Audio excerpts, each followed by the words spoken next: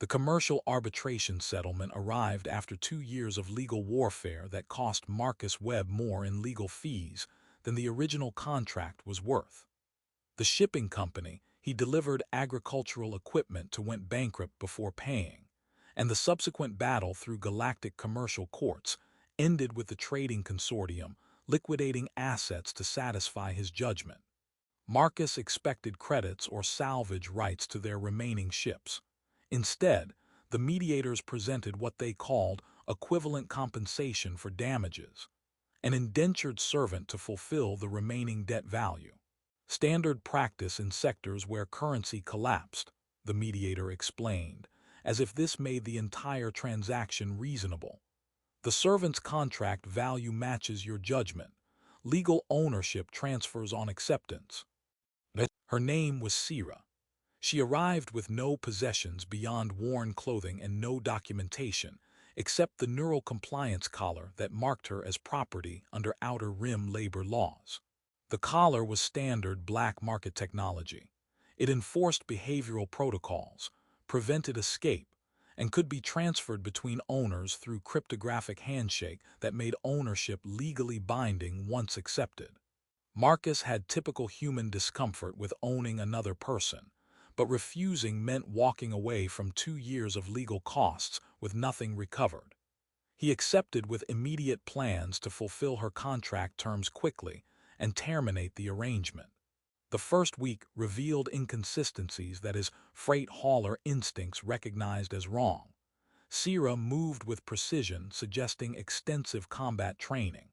Her posture when she thought he wasn't watching carried authority rather than servitude. Her casual observations about stellar navigation, while they plotted freight routes, revealed education that cost fortunes. "How did you learn navigation like that?" Marcus asked after she'd corrected his route calculations in ways that saved 3 days of travel time. "Previous employers," Sira said, the answer rehearsed and empty. "I was educated to be useful." His translation software flagged something odd. She occasionally used linguistic patterns it identified as extinct royal dialects from the Veran Ascendancy, a star empire that collapsed 3 centuries ago in civil war, so brutal that the revolutionary government hunted the ruling dynasty to extinction. Marcus started investigating her background, using the limited documentation that came with her ownership transfer. What he found made no sense. Her ownership history only went back 15 years despite her appearing late 20s by her species aging.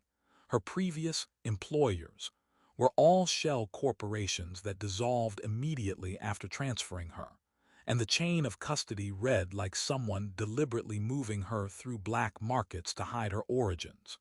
The truth emerged through archaeological accident.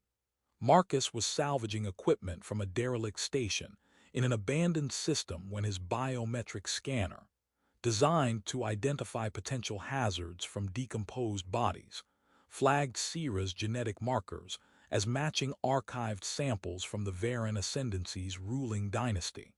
The database hit was flagged as historically significant. When Marcus investigated further, he discovered that Sira wasn't just a descendant of the royal line. She was the direct heir, the genetic continuation of the dynasty that the revolutionary government claimed to have eliminated 3 centuries ago. The Veran Ascendancy controlled 73 worlds before its collapse. The revolutionary government had ruled those worlds for 3 centuries, but the legal frameworks that established their authority included provisions requiring proof that the royal bloodline was extinct. If Sira's identity became public, her mere existence would delegitimize the current government's claim to those 73 worlds under the same legal codes that governed most galactic civilization. She wasn't just historically significant, she was a walking constitutional crisis that could destabilize an entire sector. Marcus confronted Sira with what he'd found. She confirmed everything while explaining what he'd stumbled into. "I was kept hidden and moved through black markets by loyalists who died protecting my identity. When my last guardian's resources failed, they sold me into servitude. The compliance collar protects me from discovery, because the neural protocols prevent me from making legal claims about my identity, even if I wanted to.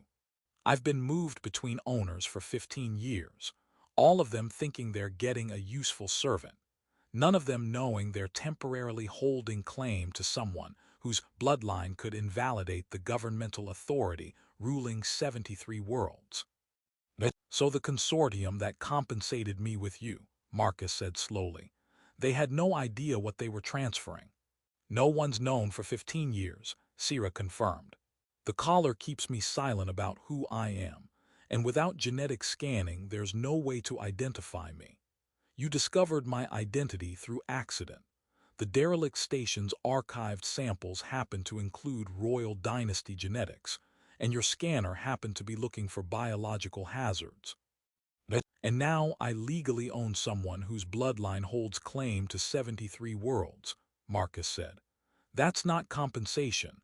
That's a detonator for a conflict the galaxy thought was history. Yes, Sira agreed. Welcome to my existence.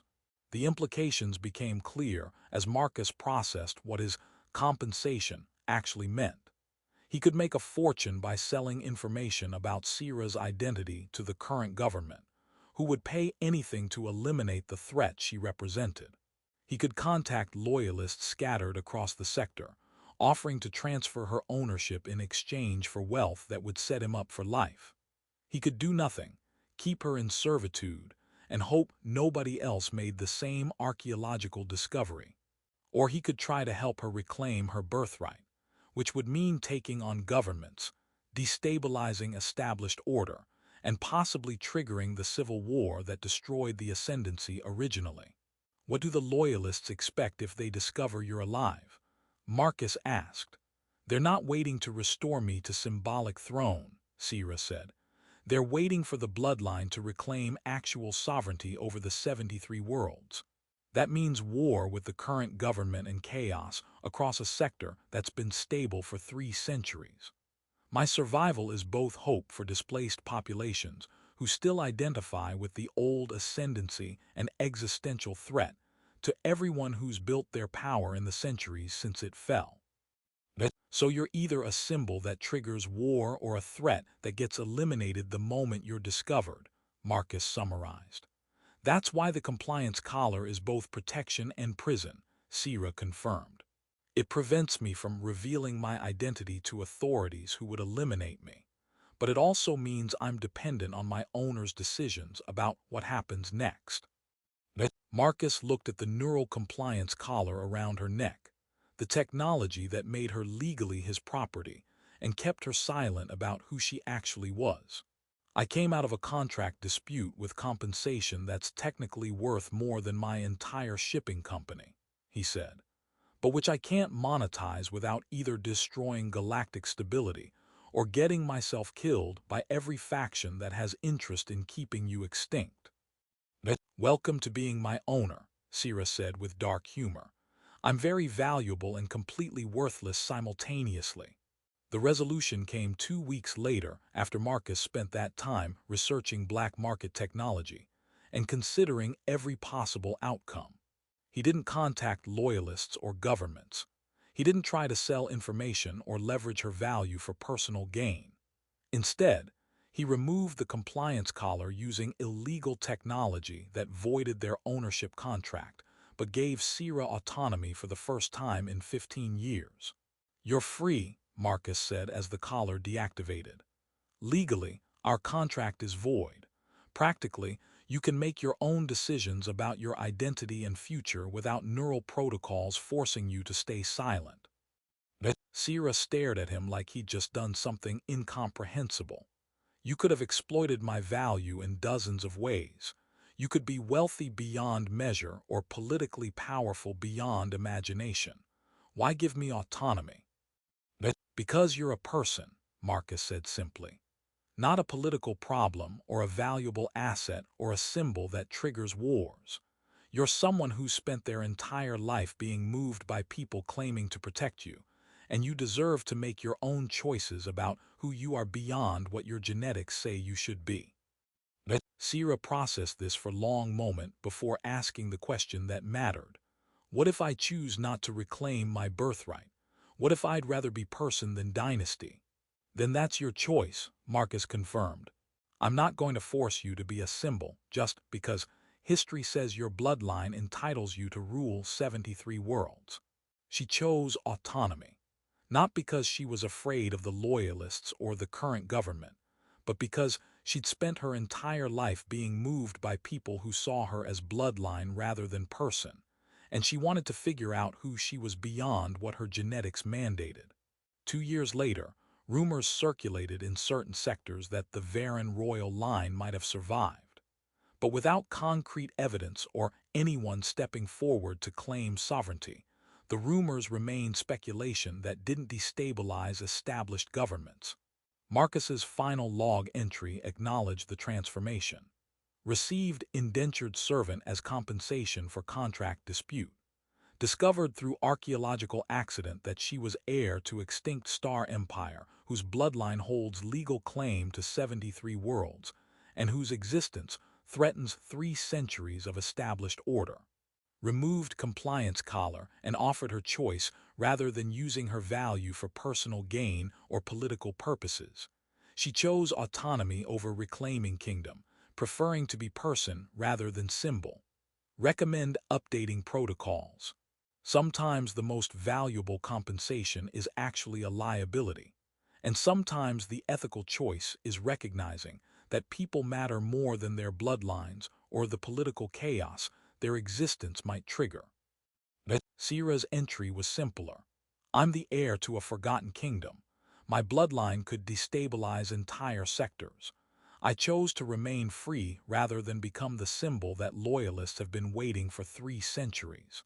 Because sometimes the most radical act is refusing to let your genetics define your purpose, and sometimes being a person is worth more than being a dynasty.